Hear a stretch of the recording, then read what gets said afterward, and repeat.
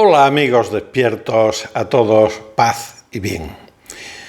Un Viniato tuvo Lusitania, un César Roma, un Aníbal Cartago, un Alejandro Grecia, un conde Fernán González Castilla, un Cid Valencia, un Gonzalo Fernández de Córdoba Andalucía, un Diego García de Paredes Extremadura, un Garci Pérez de Vargas Jerez, un Garcilaso Toledo, un Don Manuel de León Sevilla, cuya lección de sus valerosos hechos puede entretener, enseñar, deleitar y admirar a los más altos ingenios que los leyeren. Escrito por Don Miguel de Cervantes en el ingenioso hidalgo Don Quijote de la Mancha, parte primera, capítulo 49. Y también, oh fuerte y sobre todo encarecimiento animoso Don Quijote de la Mancha, espejo donde se pueden mirar todos los valientes del mundo, segundo y nuevo Don Manuel de León, que fue honra y gloria de los españoles caballeros. También escrito por Don Miguel de Cervantes en el ingenioso hidalgo Don Quijote de la Mancha, parte 2, capítulo 27.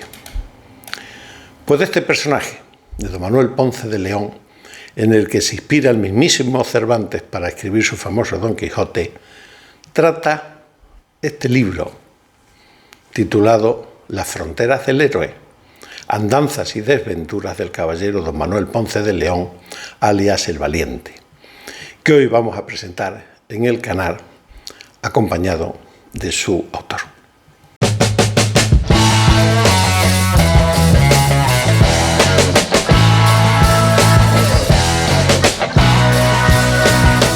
Su autor es un personaje interesantísimo, que poco a poco va ganando peso en el panorama literario en lengua española, por su prosa rica y fluida que da gusto leerla, y que muchas veces recuerda el castellano antiguo. Se trata de don Luis Enrique Sánchez García. Él nació en un pueblo minero del norte de Córdoba, de España, Córdoba de España, no de Argentina, llamado Peñarroya Pueblo Nuevo, y ahora vive en Marbella, en Málaga, donde viven los que saben. Es licenciado en Filosofía y Letras en la especialidad de Geografía e Historia y también documentalista y miembro de la Real Academia de Córdoba. Es autor también de otras novelas históricas igualmente muy recomendables como El tesorero de la catedral, Espectros entre la sierra, La salamandra púrpura y Tierra de crepúsculos, con los que ha obtenido el reconocimiento unánime de la crítica especializada. Pero hoy nos vamos a centrar en este extraordinario libro de Las fronteras del héroe, más que nada porque es el último que ha salido de su pluma. Así que tengo el honor de presentaros a don Luis Enrique Sánchez García, escritor. Hola don Luis, bienvenido a este canal de La Granja Despierta. Estamos emocionados de oírte por primera vez aquí en este canal y muchas gracias de todas maneras por haber aceptado esta invitación para hacer esta entrevista, que sé que sabemos que está muy ocupado y que recientemente presentaste el libro en el Club Recreativo Casino de Marbella, con bastante éxito, por cierto. Bueno, Eusebio, muy bien. La gratitud es mía por invitarme a esta granja despierta, que me encanta el nombre porque precisamente lo que tenemos es que estar despiertos. Y tú haces esa labor de despertar las conciencias, de mantenerlos alerta que falta nos hacen, ¿no? Bueno, por eso contamos contigo para que contribuyas en lo que puedas, porque sí, hace mucha falta. Hace falta personas como tú bueno, que interpreten la realidad. Bueno, vamos a ver, la primera pregunta que te querría hacer sería que, después de leer la novela, que no la he leído entera porque no me ha dado tiempo, pero sí lo suficiente, prácticamente casi entera. Y no me queda más remedio que preguntarte si realmente existió el personaje Don Manuel Ponce de León y hasta qué punto estamos hablando de realidad y de ficción, porque es tan impresionante el personaje y la novela que uno se queda un poco sobrecogido, ¿no? ¿Es cierto que existieron este tipo de hombres y de personas? Pues sí, es un hombre que existió, fue la realidad, pero lógicamente es el último hijo de los 28 que tuvo el conde Don Juan, y a pesar de ser el último, pues él reivindica sus derechos y de hecho estaba, valga la redundancia, estaba todo encaminado a que fuera el heredero, porque él nació cuando su padre se casa con su madre, es decir, que aunque todos los hermanos están legitimados, él se considera legítimo, por tanto es el que tiene el derecho.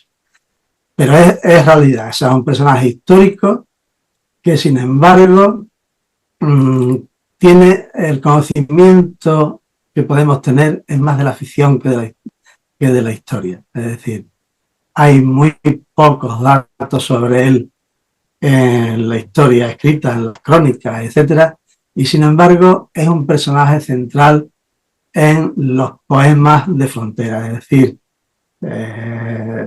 pasa al Olimpo del héroe precisamente porque es cantado por poetas, por dramaturgos y por el pueblo que le llama valiente, ¿no? Es decir, él cumple los requisitos de los antiguos héroes mitológicos que pasan esa metamorfosis de la realidad mediante la aspiración de una vida superior y tal, a pasar al mito, ¿no? El mito Él persiguió el ideal de caballero como Don Quijote, ¿no?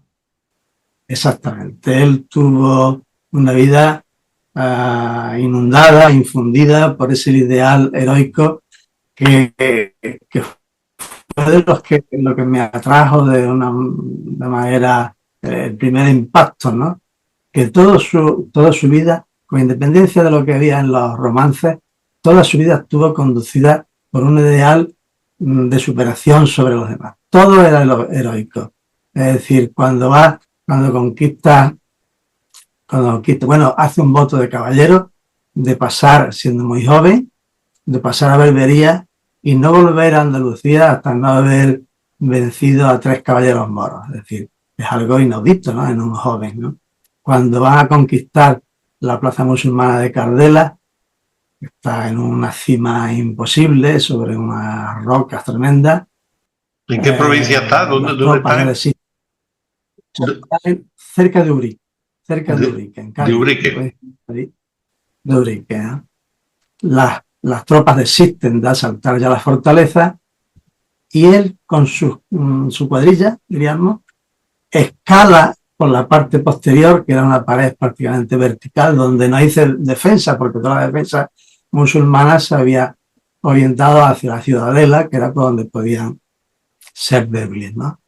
Entonces él accede allí, reduce la defensa y hace señales para que vuelvan las tropas, es decir, siempre un componente heroico. Cuando conquistan las tropas del infante rey Alfonso en las luchas civiles con Enrique IV, con su hermanastro, él capitanea los caballeros, 200 caballeros sevillanos, ¿no? Y ocurre igual, cualquiera que conozca Segovia, pues sabe que por la parte del Alcázar pues hay un abismo tremendo y todas las defensas de la ciudad pues están centradas por la parte del acueducto, que era más vulnerable, ¿no? Pues él descubre un pasadizo que da precisamente a la cripta de la catedral, que es una plaza, que sale a una plaza que hay entre el Alcázar y la catedral vieja, ¿no? Entonces hace la misma operación, reduce las defensas de las murallas y puede entrar el ejército y conquistan la ciudad para el rey Alfonso, ¿no? El rey infante, ¿no? Y todo sí, todo es en su propia vida, no ya las gestas heroicas de los romances, sino su propio comportamiento es heroico, ¿no? Y así podríamos enumerar. Pero esos son hechos históricos, o sea. Histórico. Es decir, por eso te digo que a mí me atrajo precisamente esa conducta, ese afán por lo heroico en su propia actividad, no ya prescindiendo de los romances. ¿Qué ocurre? En los romances hay un componente de ficción y yo precisamente he conjugado esa realidad y ficción limando a aquellos de la ficción que, como decía Cervantes, que ya sé que te gusta vincular mucho Cervantes con mi personaje, precisamente de lo que él le aborrecía, que era las fingidas y estrambóticas historias que se contaban en los libros de caballería, ¿no? Bueno, pues yo he tratado de desmitificar precisamente, y hombre, le he dado ficción, le he dado introducido ficción porque he recreado su vida. Entonces, desde la realidad histórica hice el rigor, lógicamente aporto mi dosis de ficción, porque es una novela, no es una historia pura y dura, ¿no? Veo que está escrito, la novela está escrita en primera persona, ¿no? Como que el literario, el escritor se mete en la piel, en el pellejo de don Manuel Ponce de León, ¿no? Y escruta ahí también sus sentimientos, ¿no? Lo que él piensa, lo que él siente, a medida que van aconteciendo todos estos hechos que está relatando, ¿no? ¿Por qué lo has escrito en esta primera persona y realmente se podría decir que este personaje inspiró al Quijote, a Don Quijote de la Mancha? A ver, inspiró en su totalidad, no. Únicamente Cervantes se inspira en un hecho que es real y ficción, porque hay un poema muy bonito que tiene mucha trascendencia, que es cuando una dama, precisamente en Segovia, deja caer el guante de la jaula de los leones y reta a los caballeros para que rescaten. Y entonces él baja, lo rescata y abofetea a la dama y tal. Bueno, pues eso tuvo mucha trascendencia literaria. Y en esa hay un romance muy bonito de esto, ¿no? Entonces, Cervantes se inspira en el pasaje de los leones de Orán, de la jaula y tal, ¿no? Que es cuando Sancho dice que es el nuevo Don Manuel, ¿no? Pero es que además Cervantes debía conocer la vida de Don Manuel Ponce de León del Valiente, porque él sirvió a las órdenes del capitán Manuel Ponce de León, que era nieto del Valiente. Es decir, estuvo unos años en su compañía, este muere en Flandes, y lógicamente todas las historias del abuelo pues estarían presentes, ¿no? Como héroe, como persona mitad, con sus valores, ponderando sus valores, etc. Es decir, que realmente Cervantes tenía un conocimiento muy directo de nuestro personaje. Bueno, se nota tu labor Sí. Sí, decía que se nota tu labor de historiador y documentalista, ¿no? O sea que es una novela que está bien documentada. Pero precisamente por eso lo he hecho en primera persona, porque he llegado a conocer de tal manera el personaje que era como mi familia, ¿no? Era como alguien, como cosa mía. Vamos, me he visto cabalgando por esa... No, bueno, cabalgar sí, porque un tiempo monté. No he llegado a desenvainar la espada, pero sí he cabalgado. Bueno, te quiero decir que al conocerlo de tal manera y ver que su déficit es precisamente su poca trascendencia historiográfica, no literaria, sino historiográfica, pues he de alguna manera querido hacer como una especie de memoria reivindicativa, ¿no? Que de alguna manera pondere y justifique su vida y su trabajo y su obra, ¿no? Muy bien, yo tengo que confesar que yo conocía por referencias históricas, claro, a Juan Ponce de León, que fue el descubridor de la Florida y el gobernador de Puerto Rico. Tengo entendido, pero no este Manuel Ponce de León, alias el Valiente, yo no había oído hablar de él, aunque sí de los duques de Medina Sidonia y de la casa de Conde de Arcos y tal, ¿no? Pero te quería preguntar si tenían algo que ver Juan Ponce de León con Manuel Ponce de León. ¿Es de la misma familia o no tienen nada que ver? Bueno, familia directa no son. Lógicamente... Lo digo más que nada, perdona, por los amigos de la otra orilla del mar que nos estarán viendo, porque aunque el canal sea pequeño, pero sí hay amigos de México, de Colombia, de Argentina. Mira, los historiadores no se ponen de acuerdo. Yo creo que aunque no hay una relación familiar muy directa, debe ser de otra rama de los Ponce de León. Ten en cuenta que los Ponce de León andaluces, los nobles andaluces, pues vienen tanto de Castilla como de Aragón. En sus armas están las barras de Aragón y el león de Castilla. Es decir, que es muy posible que tenga... Ahora, lo que sí les une es que se llama Juan Ponce de León, igual que el conde. El conde Juan. en la familia siempre se El padre de don Manuel. Por emulación se ponen los nombres y tal. Y sin embargo, le une con nuestro personaje esa cultura, ese afán por lo heroico, que precisamente le lleva a ser un aventurero, un conquistador y un explorador que es América, ¿no? Es decir, que están unidos de manera genéticamente y culturalmente, ¿no? Claro, en ese sentido es muy interesante porque ¿crees que esta tierra de frontera, que aquí era la lucha, la frontera contra el moro durante la reconquista de la península ibérica, marcó de alguna manera y forjó el carácter español que luego más tarde dio lugar al descubrimiento de América con personalidades como Ponce de León, como Hernán Cortés, Pizarro, Diego Almagro, etcétera, etcétera. Y luego al Imperio Español. O sea, esta forja de hombres en la frontera a la que estás estudiando en este libro, ¿marcó de alguna forma ese carácter? Sin duda, sin duda, sin duda. Es impensable que sin esos siglos, sobre todo el último siglo, de lucha en la frontera, es impensable comprender la magna empresa de lo que es el descubrimiento y conquista de América. Únicamente subirte en una carabela, que hay ahora reproducciones exactas, ya comprende la magnitud de esa aventura, es decir, meterte en el océano en esa cáscara de nuez, ¿no? Por así decirlo, y recorrer esas tierras inhóspitas, ¿no? Sin conocer. Es una empresa que, a pesar de, por desgracia, la leyenda negra, es algo inaudito. Yo creo que es la hazaña, la conquista, el episodio más importante de la historia universal, ¿eh? La leyenda negra, que parece ser que está un poco en retroceso, ¿no? No hay nada más que pensar que efectivamente Pizarro, bueno, tú eres historiador, me lo puedes confirmar. Pizarro, cuando se fue allí a América, ¿no? A descubrir América, pues Pizarro tenía 55 años en aquella época. Sí.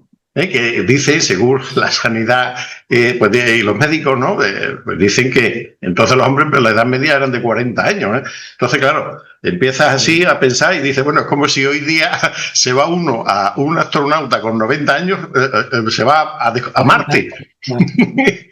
Eso son cosas un poco anacrónicas, ¿no? Claro, es impensable que una persona con esa edad tenga los arrestos y la valentía de emprender una hazaña como esta, ¿no? La verdad es que nuestro personaje fue también longevo. Murió con casi 70 años, es decir, que eso era una edad ya muy provesta en aquella época, ¿no?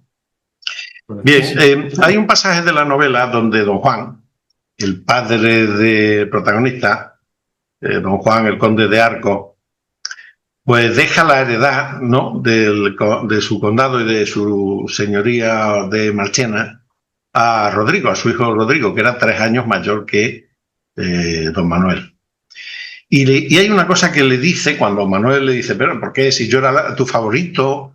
Porque don Rodrigo es una persona cruel, malvada, y efectivamente parece ser que tenía esa fama entre todos los de la casa de Arcos. ¿Y por qué me has desheredado a mí, le dejas el mando a Rodrigo, que es una persona cruel, ¿no? Y don Juan le dice, porque eres demasiado bueno para mandar un estado. Sí, la pregunta... Lógicamente... Sí, dime. La pregunta sería si son utópicos los ideales de la caballería y que, en último término, si se puede hoy en día gobernar un estado y ser un buen caballero al mismo tiempo.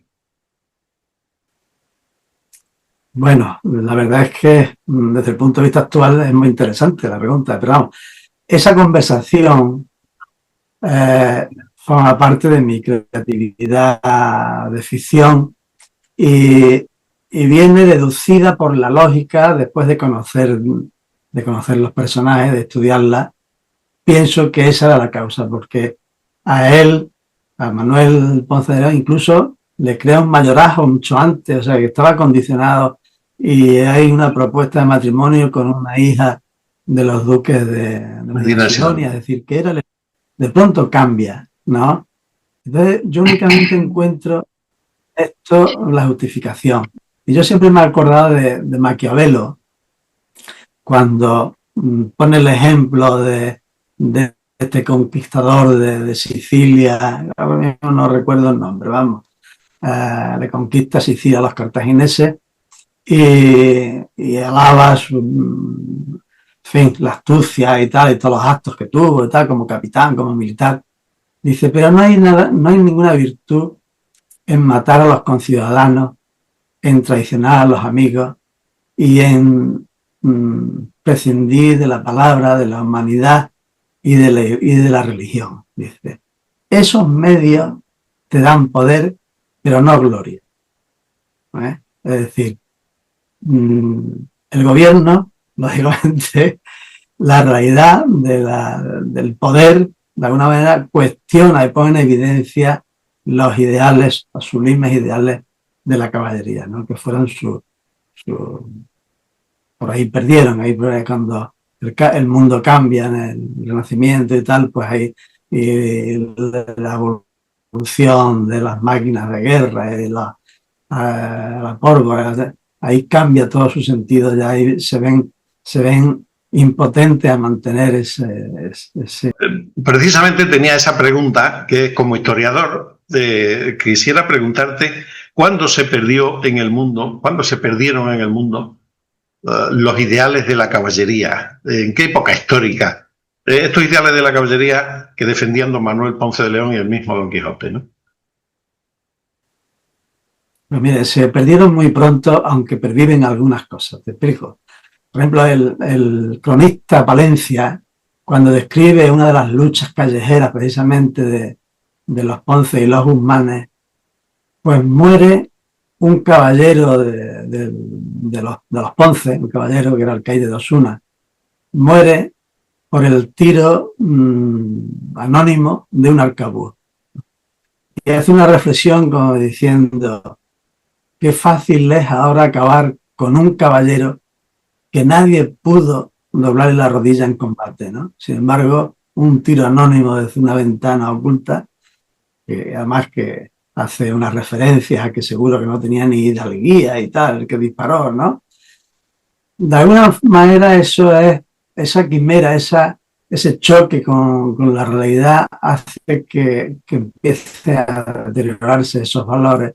Indudablemente esos valores cambian porque los valores caballerescos va unido a la fe, el componente, la generosidad, el valor, la fidelidad, el amor cortés, el concepto sublime del amor, estas cosas. Tiene un componente ascético también muchas veces, la defensa de la fe es uno de los valores, el concepto de reconquista está presente, hay documentos, hasta la misma reina escribe una carta para recaudar fondos para la conquista definitiva de Granada y está llena de la fe desde principio a fin, del espíritu de cruzada, ¿no? Es decir, que eso está... Con el Renacimiento ese concepto va decayendo, con el humanismo como centro, ¿no? Entonces se pierde ese valor de la fe, se mantiene con el imperio el valor patrio, tal, de la solidaridad entre compañeros, que hay una reminiscencia todavía a mí la Legión, ¿no? de los tercios, pero no podemos decir que el ideal caballeresco, que esos valores pervivieran durante mucho tiempo. Me parece que lo mismo pasó en Oriente también. Hay una película que a mí me gustó mucho que era con Tom Cruise, El último samurái, creo que se llamaba, donde los samuráis también que se regían por el honor, esos valores, ¿no? Que era casi ascético, como tú dices. Pues se enfrentan a las armas nuevas y son derrotados, son destrozados, ¿no? Sí. Ya no hay protocolo, ya no hay lealtad, Porque hay muchísimos ejemplos de esa caballerosidad es correspondida también por el enemigo, es decir, los musulmanes también tienen sus normas éticas Y sus de caballeros, ¿no? caballerosidad, es decir, y luchan con el protocolo y con tal, con todo ese predicamento, ¿no? Es decir, eso se pierde. ¿Y cuál sería la nueva frontera hoy en España? En España y también en el mundo. ¿Dónde pueden, de alguna forma, dónde se están lidiando con esos valores hoy día en el mundo? Ya no parece que sea una frontera de armas, ¿no? Una frontera de... a lo mejor se lidian con la pluma, como haces tú. No, yo creo que si hay fronteras ahora mismo en nuestro país, es la pérdida de identidad que tenemos. Es decir, y en el mundo, un mundo en guerra, ¿no? Afortunadamente, nuestra sociedad española no ha llegado a esos niveles, pero bueno, si no reaccionamos y tal, los niveles de crispación y sobre todo de pérdida de desorientación de la sociedad puede llevarnos a cualquier... A mí me gusta mucho que el Papa ha llegado proclamando la paz, pidiendo la paz. Y yo creo que eso es una primera frontera, porque ahora mismo la guerra que tenemos que salvar para apuntalar y hacer un mundo en armonía y una sociedad donde todos tengamos sitio y podemos aspirar a la felicidad. Yo creo que ese es mismo nuestro déficit. ¿Cuáles son tus proyectos? ¿En qué nuevo libro estás trabajando ahora? Bueno, pues estoy trabajando también en otro medieval. El protagonista es una mujer, Juana Pimentel, que de estar empoderada, como dicen ahora, a mí esa palabra no me gusta, perdón, si me puedes quitar, la quito. Vamos, de vivir en la opulencia y en el tal, porque su marido es don Álvaro de Luna, el condestable de Castilla, el poderoso condestable. Pues a la noche a la mañana le cortan la cabeza a su marido y se encuentra sola, una mujer sola, con un hijo jovencito y una niña pequeña. Y bueno, y toda la fuerza del rey, de los nobles que quieren de alguna manera controlarla y usurparle todas sus propiedades, despojarla de todas sus riquezas. Y entonces esta mujer emprende una lucha, se llama La Triste, ella se llamaba La Triste Condesa, yo creo que voy a poner ese título, La Triste Condesa. Y entonces ella lucha con todas sus armas, incluso con a cañonazo limpio contra el rey, o sea, no tiene arredros en disparar desde las almenas del castillo de Escalona contra el propio rey, ¿no? Entonces defiende con uñas y dientes lo que es la memoria de su marido y la herencia de sus hijos. Es un tema muy bonito que esto es. Y aparte yo tengo otros proyectos de hacer un guión, una novela histórica, tal. Vamos, esos son proyectos que están ahí. Bueno, pues está bien. Y me ocupo. De llevar alguna película basada en estas, porque tiene títulos como El tesorero de la catedral y tal, que igual le dedicamos otro programa, que bueno, creo que son novelas que se podrían llevar perfectamente al cine. Claro, mira, la riqueza de nuestra historia es tanta y tan enorme que si tuviéramos una industria cinematográfica, no digo yo como la de Hollywood, pero vamos, llanamente era realmente una mina y hubiera sido un elemento de difusión cultural impresionante.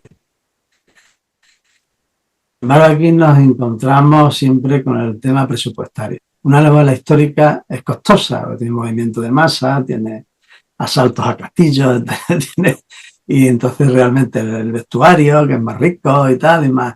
Entonces siempre el productor, porque hay un proyecto sobre el tesoro de la catedral que está ahí en stand-by precisamente por eso, por lo costoso que es Luis, no me resisto a una tentación ya para despedirnos. Bueno, creo que vas a alguna feria del libro, ¿no? Ahora, Sí, creo que tienes programado a presentar el libro. Si das las fechas o algo. En Málaga, que está. No, yo tuve una mala experiencia en la feria del libro, llovía, o la gente en la playa y los libreros asustados que pasa aquí. Y era un poco reacio, ¿eh? Pero sin embargo, este año he estado en la feria de Málaga y encantado, he firmado muchos libros, la gente contenta, haciéndome comentarios y tal. Y ahora voy a Madrid, que eso es la primera división, como ha dicho. ¿Qué día? ¿Qué día? El día 6 por la tarde, de 5 a 7 y media, creo que. Muy bien. Allí estaré. De acuerdo, pues solamente la última pregunta ya para despedirnos. Agradecerte muchísimo que hayas tenido tiempo para dedicarnos un rato en esta entrevista y creo que le va a gustar a los miembros del canal. Solamente una última pregunta. Qué pena que ahora los poderosos, las élites militares y los políticos poderosos manden al pueblo a la guerra, ¿eh? En lugar de coger ellos, como antiguamente, don Manuel Ponce de León, el conde don Juan, don Rodrigo, se montaban ellos los primeros al frente de sus mesnadas, a luchar ellos, en lugar de mandar ahora a los pobres ciudadanos a matarse, como está pasando en Ucrania o en otros muchos sitios. Eso era uno de los valores primigenios de la caballería, ¿no? Que es precisamente la defensa y el amparo de los desvalidos, de los necesitados, ¿no? Y esto, en lugar de eso, lo que hace a los desvalidos los pone en primera línea, ¿no? En primera línea. Bueno, pues lo dicho, pues muchas gracias y que te vaya todo muy bien, que vendas muchos libros y que nos volveremos a ver. Gracias, don Eusebio, que yo estoy encantado de... Y cuando quiera me tienes a tu disposición. Yo estoy siempre dispuesto, sobre todo para cuestionarnos todo y poner todo en solfa y que la gente... piense, ¿no? Piense. Sí, yo creo que entrevistas como esta son interesantes porque no se trata solamente de libros, sino le damos un repasillo a todo y bueno, está muy bien. Yo creo que le va a gustar a la gente el programa. Muchas gracias, Luis. Gracias a ti, gracias.